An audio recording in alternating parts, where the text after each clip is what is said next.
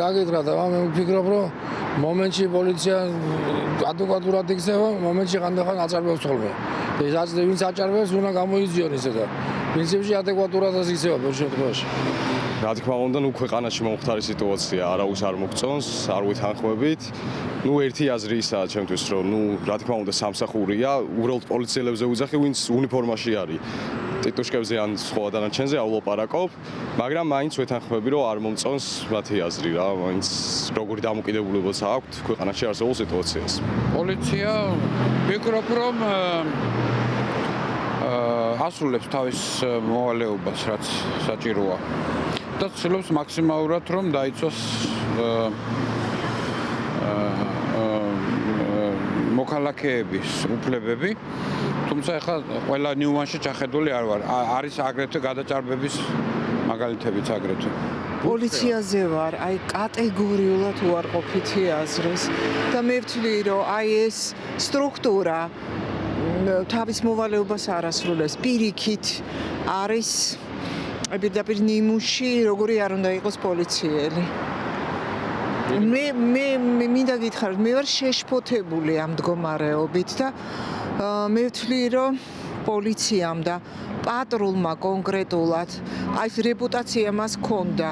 პატრულ ჩვენ გვახსოვს ეს. ეს რეპუტაცია გაატანა ქარს. მშვიდობიან ცხოვრებისთვის პოლიცია ყოველთვის საჭიროა, თუ კანონიერად მოქმედობს. არაკანონიერად არ შეიძლება რომ როგორც ახლა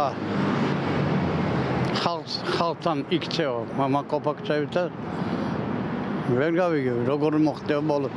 და მეტი ყურადღებაა საჭირო ხალხის მიმართ. ეს რაც იქედან ვადევნებთ თვალყურს არ არის მოსაწონი. არც ერთი სახელმწიფო არ არის ისე რომ პოლიცია არ იყოს და თავის საქმეს არ აკეთებდეს. შეცდომები აქეთ ამ ხარისაც აქვს და იქით ამ ხარისაც. რასაც აკეთებენ მოსაწონი ნამდვილად არაა, რა თქმა უნდა, ხალხს რასაც უკეთებენ საშინელებაა და რავი, პოლიციის გარდა ყველაფერია მე თუ მკითხავ. ძალიან დადებითი აზრის ვარ ქართულ პოლიციაზე და ქართულ სამხედროებს ზოგადად. უშუალობაზე და ყველაფერზე. პოლიციაზე, რავი, კარგს არაფერს. რაც ხდება ახლა ქუჩებში, ხო უყურებ მეც ვარ აქციებზე ხოლმე და კარგი ვერაფერი, სამწუხაროდ. ნაკლოვანებები აქვს, მაგრამ ნორმალური პოლიცია. რასაც მე უყურებ ევროპაში. პოლიცია რას ახდენს იმათთან შედარებით? ანგელოზები არის. ვერაფერს ვერ გეტყვით. სამწუხაროდ ვერაფერს პოზიცია არ მაქვს. არ ვენდობი იმის მერე, რაც ჩემი სტუდენტები დააპატიმრეს, რაც ჩემი ოჯახის წევრები რაღაცა უაზროდ ჯარიმებით დააჯარიმეს. საერთოდ ხო გაგიგია რომ სიმართლის მთქმეს შეკაზმული ცხენი უნდა ყავდესო და ცხენი არ ამყავს, ასე რომ თავში შევიკავე.